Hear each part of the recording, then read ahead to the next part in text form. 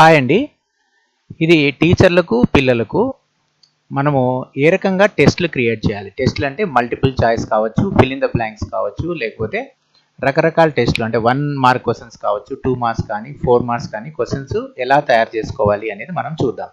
ఇది నేను రకరకాల అంటే ఏపీ కానీ, తెలంగాణ కానీ, లేకపోతే ఎన్సీఆర్టీ కానీ ఏదైనా సరే ఒక చాప్టర్ నుంచి మనము క్వశ్చన్లు ఎలా తయారు చేసుకోవాలి, దాని ఆన్సర్లు కూడా ఎలా తయారు చేసుకోవాలో మనం చూద్దాం. ఇక్కడ మొదటగా మనం చేయాల్సింది ఏంటంటే మనకు కావాల్సినటువంటి టెక్స్ట్ బుక్ని డౌన్లోడ్ చేసుకోవాల్సి ఉంటుంది. టెక్స్ట్ బుక్ అంటే మనకు ఎస్సీఆర్టీ తెలంగాణ వెబ్సైట్ నుంచైనా మీకు ఏ తరగతికి కావాల్సి ఏ సబ్జెక్ట్ కావాలో దానికి సంబంధించి డౌన్లోడ్ చేసుకుంటే సరిపోతుంది. నేను డిస్క్రిప్షన్లో ఈ ఏపీ కానీ, తెలంగాణ కానీ, ఎన్సీఆర్టీ కానీ దానికి సంబంధించినటువంటి లింకులు కింద డిస్క్రిప్షన్లో ప్రొవైడ్ చేయడం జరిగింది. అంటే ఇది ఏపీకి సంబంధించి ఏ తరగతికైనా సరే మీరు టెక్స్ట్ బుక్ని డౌన్లోడ్ చేసుకోవాల్సి ఉంటుంది. అది పీడిఎఫ్ ఫార్మాట్లో ఉంటాయి ఇది. అట్లే ఎన్సీఆర్టీకి వెళ్తే మీరు ఇక్కడ క్లాస్ సెలెక్ట్ చేసుకోవాల్సి వస్తుంది. ఇక్కడ నేను సెలెక్ట్ చేస్తాను 8th క్లాసు. తర్వాత అట్లా సబ్జెక్ట్ ఏది కావాలి, ఇంగ్లీషా సైన్సా ఏది కావాలనేది చూసుకోవాలి. అది చూసుకున్న తర్వాత గో అని కొడితే మీకు ఇక్కడ చాప్టర్ వస్తుంది. ఎన్సీఆర్టీలో మనకు ఒక అడ్వాంటేజ్ ఏంటంటే ఒక్కొక్క చాప్టర్ నుంచి కూడా మనము ఏవైనా కానీ బ్లాంక్స్ తయారు చేసుకోవచ్చు. అది లాంగ్వేజ్ కావచ్చు, లేకపోతే ఏదైనా కావచ్చు, దేని నుంచి అయినా మనము టెస్ట్ మనం తయారు చేసుకునే అవకాశం ఉంటుంది. తర్వాత మొత్తం బుక్ కూడా డౌన్లోడ్ చేసుకోవచ్చు. డౌన్లోడ్ కంప్లీట్ బుక్ ఆప్షన్ ఉంటుంది ఎన్సీఆర్టీలో, లేదా చాప్టర్ వైజ్ కూడా ఉంటుంది. అటు కాకుండా ఏపీ తెలంగాణలో అయితే మనకు ఎట్లుంటుందంటే టెక్స్ట్ బుక్ మొత్తం డౌన్లోడ్ అవుతుంది. అంటే టెక్స్ట్ బుక్ మొత్తం డౌన్లోడ్ అయినప్పుడు ఒక్కొక్క చాప్టర్ని మనం ఎలా తీసుకోవాలి, ఆ మొత్తం పీడిఎఫ్ టెక్స్ట్ బుక్లో నుంచి ఒక చాప్టర్ని ఎలా తీయాలనేది నేను ఇప్పుడు మీకు చూపిస్తాను. ఇక్కడ నేను ఆల్రెడీ మీకు డౌన్లోడ్ చేసుకున్నాను. నేను 8th class science textbook download చేసుకున్నాను. చూడొచ్చు మీరు 8th class science textbook, ఇది physical science textbook download చేసుకున్నాను. దీంట్లో నుంచి నేను ఒక ఫోర్స్ చాప్టర్ అనేది సపరేట్ చేస్తాను. ఎందుకంటే మొత్తం టెక్స్ట్ బుక్లో నుంచి మనము క్వశ్చన్లు తయారు చేసినా కానీ అది కన్ఫ్యూజింగ్గా ఉంటాయి. కాబట్టి మనం ఇప్పుడు ఏం చేయొచ్చు అంటే ఒక చాప్టర్ని మనం బయటికి తీస్తాం. ఒక చాప్టర్ అంటే మనకి ఇక్కడ ఫోర్త్ చాప్టర్ తీస్తాను. ఫోర్త్ చాప్టర్ అన్నప్పుడు మీరు ఒక పీడిఎఫ్లో ఓపెన్ చేసుకొని ఆ చాప్టర్ ఎక్కడి నుంచి స్టార్ట్ అవుతుందో చూడాలి. మీరు ఇప్పుడు చూస్తే ఇక్కడ మీకు కనిపిస్తుంది, ఇది ఫోర్త్ చాప్టర్, ఇది ఫస్ట్ చాప్టర్ అనమాట. ఈ ఫస్ట్ చాప్టర్ వచ్చి పేజ్ నెంబర్ 13 నుంచి స్టార్ట్ అవుతుంది. పేజ్ నెంబర్ 13 నుంచి స్టార్ట్ అవుతుంది. ఫోర్త్ చాప్టర్ కింద కనిపిస్తుంది మీకు. కింద ఉన్న పేజ్ నెంబర్ తీసుకోవాలి. ఇక్కడ నేను కర్సర్ చూడొచ్చు మీరు. ఈ 13 తర్వాత 13 నుంచి స్టార్ట్ అయ్యి ఎక్కడి వరకు పోతుంది, ఇది 30 వరకు వెళ్తుంది. అంటే పేజ్ నెంబర్ 30 ఇక్కడ పీడిఎఫ్లో చూడాలి మీరు. అంతేగా మన టెక్స్ట్ బుక్లో కాదు. టెక్స్ట్ బుక్ నెంబర్స్ ఇవి వేరువేరుగా ఉంటాయి. చూడండి, ఇది లాస్ట్కి వచ్చేస్తుంది. ఓకే, ఇది పేజ్ నెంబర్ 30 ఇక్కడ కనిపిస్తుంది. చూడండి, పేజ్ నెంబర్ 30 కనిపిస్తుంది. సో ఇది ఒకసారి చూసుకున్న తర్వాత నెక్స్ట్ ఏం చేయాలంటే మీరు వెబ్సైట్లోకి వెళ్ళి స్ప్లిట్ పీడిఎఫ్ అంటే ilovepdf.com అనేటటువంటి వెబ్సైట్లో పోతే, ఇది మీరు మొబైల్తో కూడా చేసుకోవచ్చు. పీడిఎఫ్ స్ప్లిట్ మర్జ్ అని చెప్పి మీకు యాప్స్ కూడా దొరుకుతాయి. వీలైతే నేను దాని లింక్లో కూడా ప్రొవైడ్ చేస్తాను. ఇప్పుడు ప్రస్తుతానికైతే ఈ లింక్ కూడా మీకు డిస్క్రిప్షన్లో ఇచ్చినాను, ilovepdf. దీంట్లో పోయి మీరు ఏం చేయాలి, సెలెక్ట్ పీడిఎఫ్ కొట్టుకొని మనం ఇప్పుడు 8th క్లాస్ చూడండి, ఇక్కడ 8th క్లాస్ ఫిజిక్స్ కనిపిస్తుందా. So 8th class physics select చేసుకొని ఏం చేయాలి, మనము పేజ్ నెంబర్ ఎంటర్ చేయాలి. అంటే ఎక్కడి నుంచి ఎక్కడికి దీన్ని స్ప్లిట్ చేయాలి అనేది మనం చూసుకోవాలి. ఇక్కడ మనం ఆల్రెడీ చూసినాం కదా, page number 13 to 30, page number 13 కొట్టి తర్వాత పేజ్ నెంబర్ చివరి ఇక్కడ ఎంటర్ చేయాలి. అప్ టు ఎక్కడ ఏ పేజీ వరకు అనేది మనము చేయాల్సి వస్తుంది. అంటే పేజ్ నెంబర్ 13 to 30 కొట్టేసి స్ప్లిట్ పీడిఎఫ్ అంటే మనకు అది స్ప్లిట్ చేసి ఇచ్చేస్తుంది. తర్వాత నెక్స్ట్ స్టెప్ మనం ఏం చేయాలంటే, ఇది పీడిఎఫ్ నేను ఆల్రెడీ డౌన్లోడ్ చేసుకున్నాను, టైం పడుతుంది కాబట్టి మళ్ళీ వీడియో లెంత్ కాకుండా ఉండడానికి నేను ఏం చేసిన అంటే ఆల్రెడీ డౌన్లోడ్ చేసుకున్నాను. ఇప్పుడు మనము 4th చాప్టర్లో నుంచి మల్టిపుల్ చాయిస్ కానీ, లేకపోతే బ్లాంక్స్ కానీ, 1 మార్క్ కానీ ఏవైనా కానీ చేసుకోవచ్చు.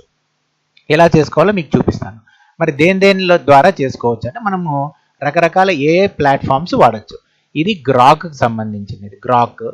లేదంటే మీరు జెమినీ AI యూస్ చేసుకోవచ్చు. ఇవి మనకు ఆండ్రాయిడ్లో దొరుకుతాయి, iOSలో దొరుకుతాయి, అన్నిట్లోనూ దొరుకుతాయి ఇవి.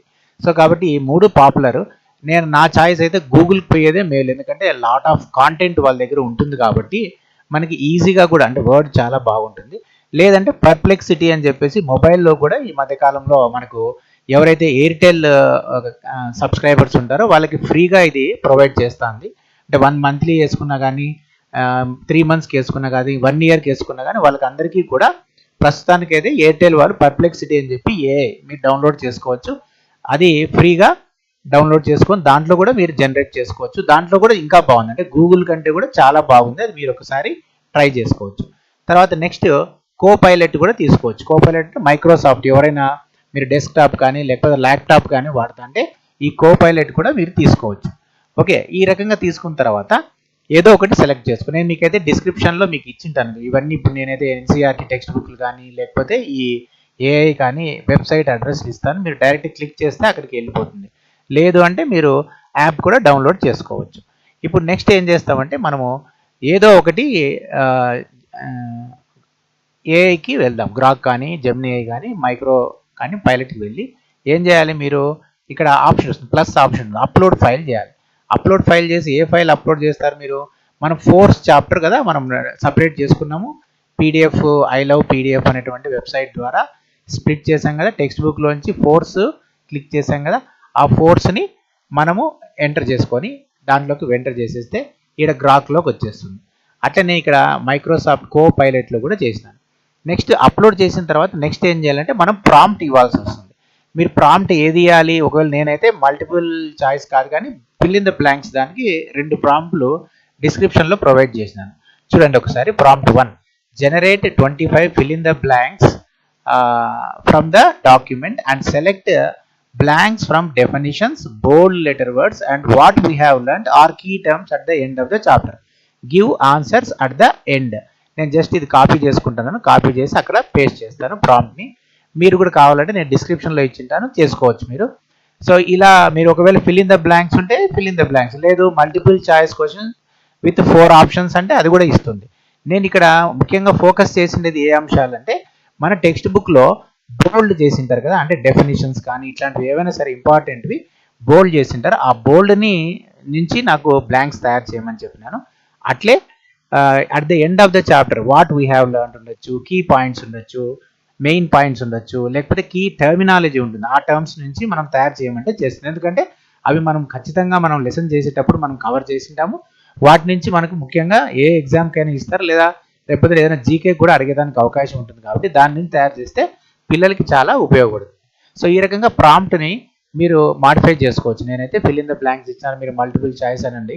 ఒక్కొక్కసారి 15 ఇస్తుంది, కొన్ని జెమినీ అయితే 25, అట్లా ఒక ఫిక్స్డ్ ఉంటాయి. మీరేం దానికి బాధపడాల్సిన అవసరం లేదు. మళ్ళీ ఇంకో కొన్ని 25 జనరేట్ చేయండి అంటే కూడా ఇది జనరేట్ చేస్తుంది.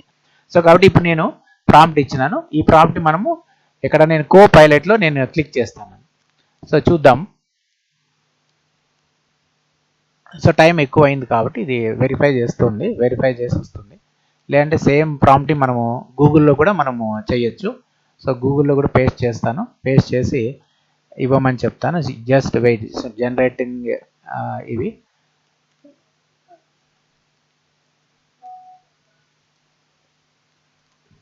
సో అనాలిసిస్ చేస్తుంది, చూడొచ్చు మనకి జనరేట్ అవుతాయి, ఈజీగా కూడా ఉంటాయి.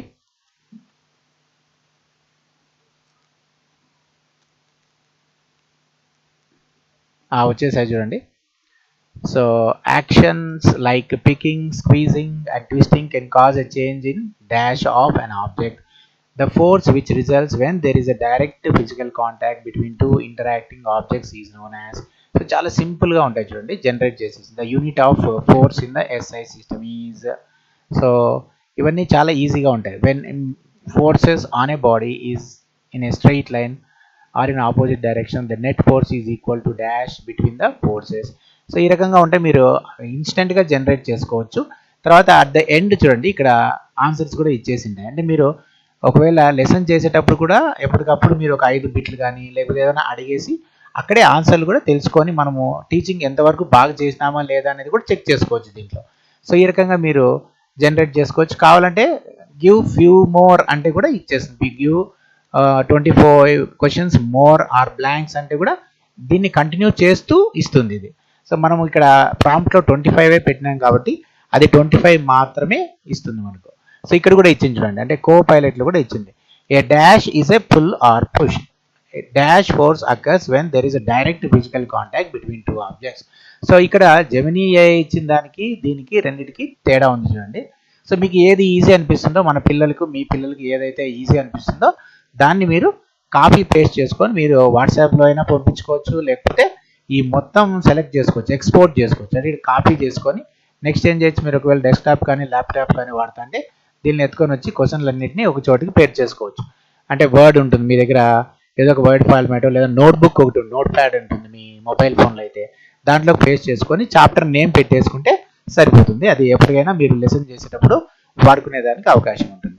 సో ఈ రకంగా మనము సేవ్ కూడా చేసుకోవచ్చు. అది డెస్క్టాప్ కావచ్చు, లేకపోతే ల్యాప్టాప్ కావచ్చు, లేకపోతే మొబైల్ ఫోన్ కావచ్చు, దేంట్లోనే సరే నోట్ ప్యాడ్లో కానీ లేకపోతే దేంట్లోనే కానీ సేవ్ చేసుకోనికి అవకాశం ఉంటుంది. తర్వాత నెక్స్ట్ ఇదంతా అయిన తర్వాత నెక్స్ట్ ఇంకా ఏదైనా దీనికి సంబంధించి ఇంకా ఏదైనా డౌట్లు ఉంటే నాకు మెసేజ్లో టైప్ చేసి చెప్పండి. నేను నెక్స్ట్ దాంట్లో డౌట్ క్లారిఫై చేసే ప్రయత్నం చేస్తాను. అంతేకాకుండా నెక్స్ట్ దాంట్లో మనము లెసన్ ప్లాన్ ఎలా తయారు చేసుకోవాలని చూద్దాం. అంటే ఒక్కొక్క లెసన్ని మనం అయితే 4th చాప్టర్ తీసుకుంటే మనము 4 రోజులు లేకపోతే వారం రోజులు టీచ్ చేస్తామనుకోండి. ఆ 4 రోజులకు సంబంధించి మనము యాక్టివిటీ రూపంలో ఎలా టీచ్ చేయాలి, లేకపోతే వాళ్ళని ఆ రోజుకి లెసన్ అయిన తర్వాత మనము క్వశ్చన్లు ఏ రకమైన క్వశ్చన్లు అడగాలి, తర్వాత ఆ క్వశ్చన్లు అడిగి మనం చెప్పినటువంటి టీచ్ చేసినటువంటి అంశం కరెక్ట్గా ఉందా లేదా, అంటే పిల్లవాళ్ళకి రీచ్ అయిందా లేదా. సో ఇట్లాంటివన్నీ మనము ఒక ప్రాంప్ట్ ద్వారా చూసుకొని మనము టీచింగ్ మీద కూడా ఫోకస్ చేస్తాము. అట్లే యాక్టివిటీస్ కూడా మనము ఎట్లా చేయొచ్చు అంటే మన రోజువారీ పిల్లలకు లేదా టీచర్కి అందుబాటులో ఉండేటువంటి దానితోనే యాక్టివిటీని కూడా క్రియేట్ చేసుకునేదానికి అవకాశం ఉంటుంది. దాన్ని మనం నెక్స్ట్ వీడియోలో చూద్దాం. సో ఇది మీకు నచ్చింది అనుకుంటాను. ఒకవేళ మీకు నచ్చితే please subscribe my channel and share this content. Thank you.